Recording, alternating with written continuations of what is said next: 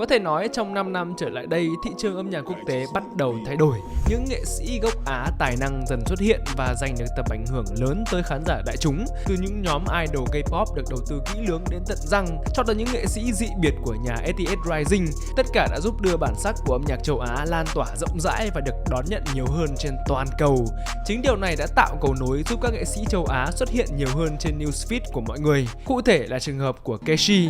Trước khi nổi tiếng nhờ bản hit Limbo với cả triệu view đốt cháy mọi new feeds, thì anh chàng này đã kịp bỏ túi cả đống tình yêu từ các fan máu lửa, đến nỗi còn được fan Việt Nam trao danh hiệu Hoàng tử Lo-fi. Từng đó là khá đủ để bảo chứng cho độ nổi tiếng của anh chàng này ở Việt Nam. Đó là còn chưa kể đến việc anh chàng sở hữu rất nhiều bản hit nổi bật trên Spotify, TikTok, sở hữu cả một tour lưu diễn riêng và thậm chí còn được góp mặt trong hệ thống show nổi tiếng thế giới Head in the Clouds. Cụ thể thì con đường sự nghiệp của Keshi đã bắt đầu thế nào? Âm nhạc của nghệ sĩ này có gì đặc biệt? Hãy cùng Nhi Đồng Thổi Tai tìm hiểu.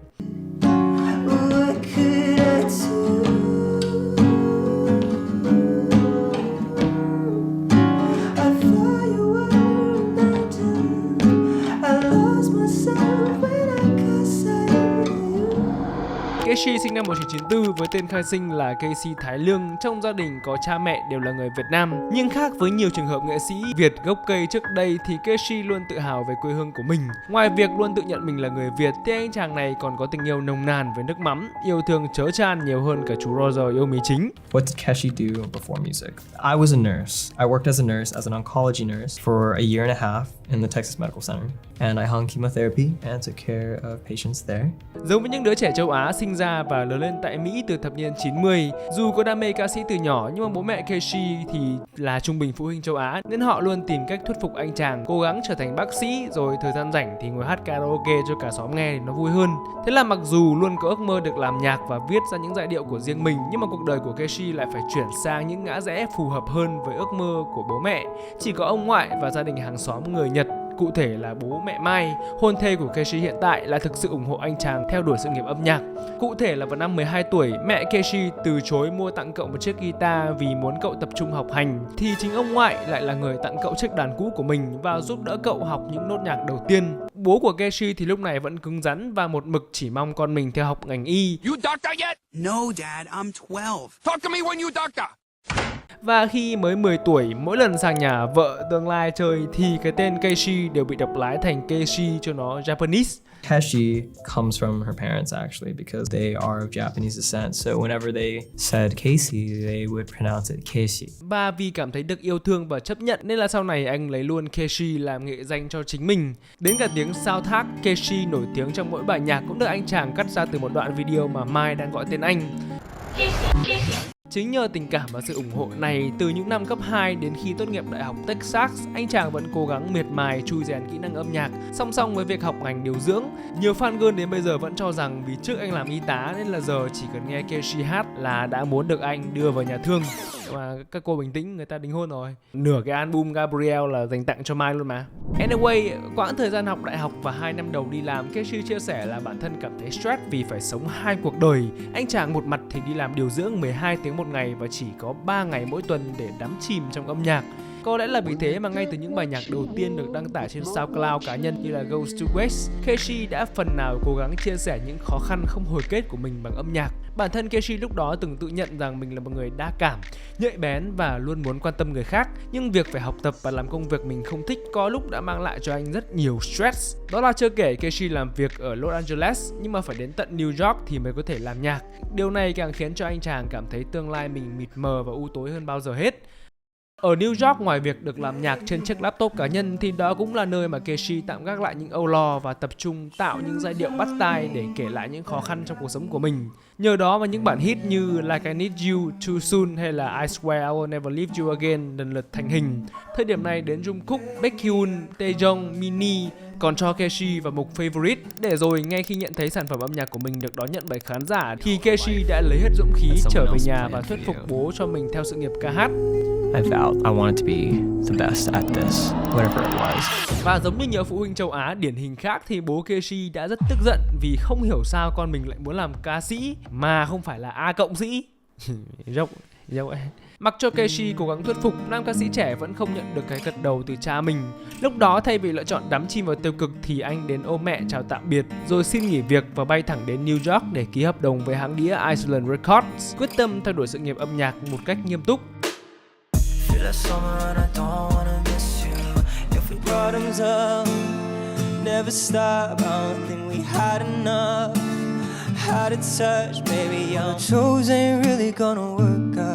Falling 6 feet underneath the floor now.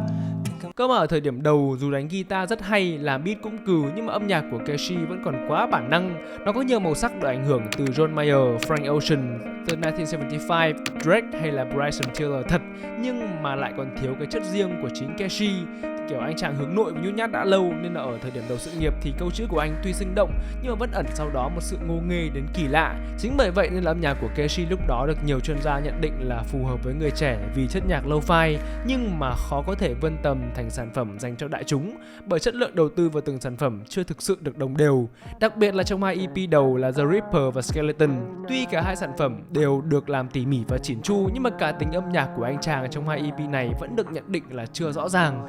Nhiều khán giả còn cho rằng anh chàng đang làm nhạc theo công thức thay vì thực sự sáng tạo nên những giai điệu của riêng mình. Công thức lúc đó là Keshi sẽ đánh guitar, tạo một con beat lo-fi chill rồi khoe giọng hát của mình giống như trong bài Like I Need You, chứ không có quá nhiều sáng tạo để sản phẩm của Keshi đặc biệt hơn những SoundCloud artist khác. Thời điểm đó, khi đón nhận những bình luận có phần thẳng thắn và khó tính từ một bộ phận khán giả, thì thay vì cảm thấy bị xúc phạm, khó chịu đến nỗi từ bỏ sự nghiệp ca sĩ, thì Keshi đã lắng nghe, điều chỉnh và học hỏi, trau dồi thêm nhiều kỹ năng nữa, đặc biệt là trong mảng producing và chơi guitar. Chính cái sự cầu thị này đã phần nào giúp Keshi nhận ra những thiếu sót trong khâu làm nhạc của mình. Và chính lúc đó thì anh bắt đầu đi tìm cho mình một producer phù hợp để có thể cùng anh thực hiện những sản phẩm phức tạp và chất lượng hơn. Và người được chọn là Eli Ricks, một người có thể giúp Keshi sáng tác những đoạn bassline quyến rũ hoặc là thêm những âm thanh keyboard đầy tính tự sự mê hoặc. Who executive produced everything on the record. I think our goal was to just like hash out as many ideas as possible. Like it didn't matter so much that the songs were finished. I just wanted different palettes to write over because what led to a lot of the stagnation in creativity for me was. Thế là cả hai bắt tay vào việc, họ sáng tạo không ngừng, cùng nhau hoàn thiện từng sản phẩm. Và kết quả là từ hơn 10 ý tưởng rất riêng, rất cá nhân của Keshi cùng nửa năm làm việc không ngừng nghỉ thì album Gabriel ra đời. Không phải đợi đến khi Gabriel ra mắt thì Keshi mới nổi tiếng. Trước đó anh chàng đã có cho mình một lượng fan đông đảo, nhưng mà nhờ có Gabriel thì màu sắc âm nhạc của Keshi mới được định hình trong lòng khán giả đại chúng. Những bài nhạc như Limbo, Angel hay là Touch thực sự giúp người nghe có thể hiểu hơn về phong cách âm nhạc, những tổn thương và cả những khoảnh khắc hạnh phúc mà Keshi từng trải qua. Đặc biệt là Limbo thực sự là một bài nhạc quá xuất sắc. Nó là kiểu bài nhạc cho người nghe có thêm niềm tin vào tình yêu vĩnh cửu. Kiểu thế cứ xem video Keshi với bạn gái xong rồi nền nhạc là tiếng guitar của Limbo thì xúc động phết. Nó kiểu bị cảm động và đáng yêu ấy. Bảo sao thành trend TikTok triệu view. Cơ mà không chỉ có mỗi Limbo là thú vị, âm nhạc của Keshi từ lâu đã luôn mang phong cách rất riêng. Chẳng hạn như màn hợp tác trong bài I Need You cũng là một bản nhạc tình phù hợp cho những buổi hẹn hò, hoặc là bật lên để đánh giá khóc khi nói về tình yêu. Cá nhân của Nhi Đồng Thối Tai thì thích cả hai màu sắc âm nhạc của Keshi và cực kỳ thích kết hợp chúng lại với nhau trong cùng một playlist. Thời tiết lạnh mà đeo tai nghe Let's Have You hoặc là Always thì đúng là quên hết chuyện đời. Tới tối mà muốn thoát ra khỏi bầu không khí nặng nề của một ngày mệt mỏi thì có thể nghe Alright để tự an ủi. Nhưng mà với nhiều khán giả thì album Gabriel mới ra mắt hồi năm ngoái của Keshi vẫn là một cột mốc rất riêng, đánh dấu cá tính riêng biệt của Keshi, khác hẳn với những tác phẩm được ra mắt hồi 2017-2018 khi mà Keshi lúc đó giống một anh chàng ít nói nhà bên, luôn cầm đàn nghêu ngao những khúc nhạc về cuộc đời mình. Thì ở Gabriel, công chúng được thấy một Keshi sắc sảo hơn, nhiều tâm sự và sẵn sàng chia sẻ hơn. Đặc biệt trong đoạn skit ngắn mang tên Père, khán giả thậm chí có được nghe những tâm sự đầy tình cảm của bố Keshi, ông Eric Lương. Chỉ với một đoạn chia sẻ dài chưa đến 1 phút bằng tiếng Pháp, người nghe được hiểu hơn về những tháng ngày cơ cực nơi xứ người, cũng như niềm tin, tình yêu của ông dành cho cậu con trai của mình. Để rồi từ đó, phần sau của album, Keshi có cơ hội bộc bạch nhiều hơn với những góc nhìn về tình yêu, về sự tổn thương trong quá trình trưởng thành của bản thân, và anh đã tự mình hồi phục rồi tìm ra mục đích sống của mình như thế nào. Sau đó anh chàng tìm cách cảm ơn vị hôn thê Mai trong Angostura và Understand, rồi thì so sánh chuyện tình mà hai người có giống như bài nhạc hay nhất mà anh có thể cảm nhận trong Limbo, nghe lãng mạn không kém gì ngôn tình nhưng mà lại thực tế chứ không sáo rỗng. Các fan girl chắc là ai cũng muốn làm Mai.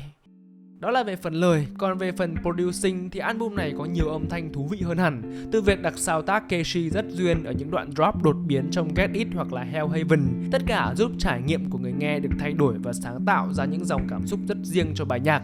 Còn mà riêng có bài Westside thì tôi thấy hơi lạc quẻ. Bài đấy thì có cũng được mà không có không sao. Kiểu về mặt chủ đề thì cũng không cần thiết, mà về mặt nội dung thì nó lại không rõ ràng.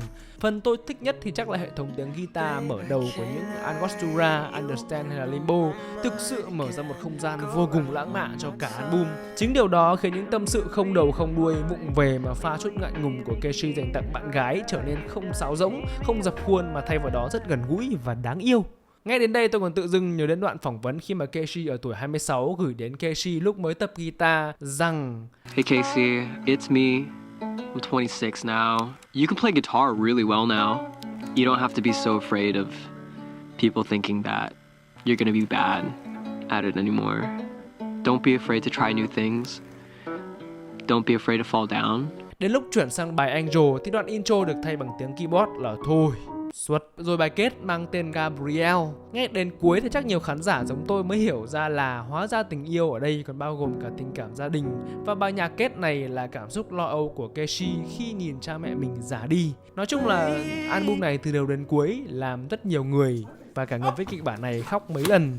Đối với nhiều khán giả trên thế giới, Keshi thực sự là một hiện tượng thú vị. Bắt đầu bằng những dự án rất nhỏ trên SoundCloud rồi dần dần hoàn thiện kỹ năng làm nhạc của bản thân. Chắc là nhiều người cũng khá bất ngờ khi mà Keshi có mặt trong album nhạc phim của Shang-Chi với bài nhạc War with Heaven được rất nhiều Marvel con khen là bài nhạc mang chất anh hùng nhất trong cả album, hoặc là như bản Drunk Acoustic Viral cách đây 2 năm, hình ảnh anh chàng tóc dài chơi guitar nhìn phong trần kiểu ngầu hư nhưng mà chị em thích.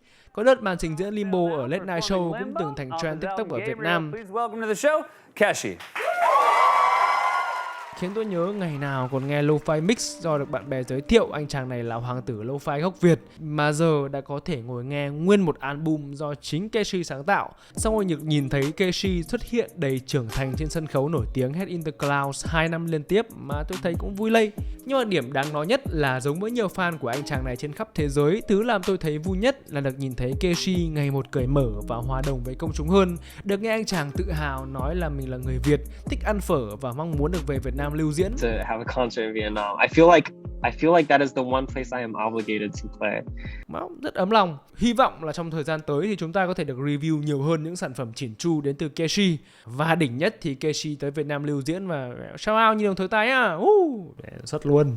Và đó cũng là kết thúc của video này. Cảm ơn các bạn đã quan tâm theo dõi. Các bạn muốn gặp gỡ nghệ sĩ nào tiếp theo thì hãy comment ở bên dưới. Rất là vui vẻ. Đừng quên đăng ký cho Nhi Đồng Thối Tai để không bỏ lỡ bất kỳ video nào. Xin chào và hẹn gặp lại.